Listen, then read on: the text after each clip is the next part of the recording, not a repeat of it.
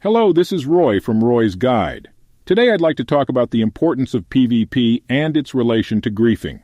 Nobody would dispute that PvP is the activity of pitting one player against another. Griefing is no different. In fact, griefing is considered one of the world's oldest professions, second to prostitution. Without griefers, it is simply not possible to really encapsulate what the world would be like without the creativity and manipulation of griefing spy masters. Griefing is just the evolution of the tribal backbone of PvP. And in Star Citizen, a lot of players treat the word more like a slur, rather than giving it the respect and dignity it deserves. Life can be challenging, and a griefer can often be considered a final boss in life. When overcoming obstacles in life, you automatically gain satisfaction. Without some level of griefing, life would be rather boring without it, and overcoming challenges is indeed what life is all about. Life can be a challenge. Life can seem impossible. It's never easy when there's so much on the line. But you and I can make a difference.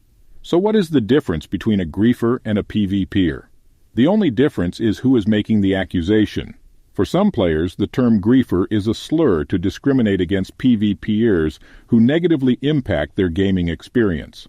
Often we call these players sociopathic single players. The problem is the interpretation that all non-consensual PvP, which is perfectly normal to expect in a multiplayer game, is directly interpreted as griefing. On the other side, we griefers embrace the term, because what doesn't kill you obviously makes you stronger. Griefing is simply not a wholly separate enchilada. It is intrinsically connected to the same agreed-upon definition of PvP, pitting your skills against another player. So in actuality, PvP and griefing are the same thing. This may come as a surprise to many players, but it is true. Now let's talk about PvE. PvE stands for Players versus Environment. This is often the gameplay type of people who are not competent at griefing/PvP.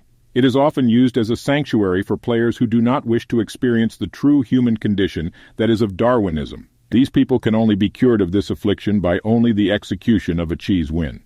We covered cheese wins in the previous episode. Now that we've come to terms with the definitions pertaining to PvP, PvE, and griefing, let's talk about fair gameplay. Fair gameplay is any kind of gameplay that all players should be able to experience without being molested. Think of it like a guarantee that you as a player should be able to play the game without having what the kids might call a bad time. Often players do become confused between what constitutes fair gameplay and what they may think is not fair gameplay. So let's take a moment to clarify exactly what is fair.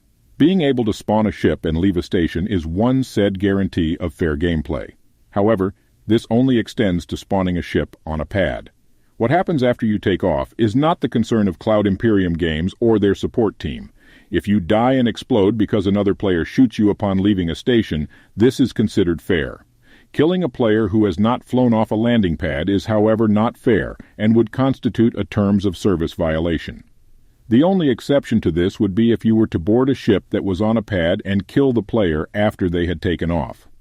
Players should learn, as we've covered in previous episodes, to, as the kids say, get good.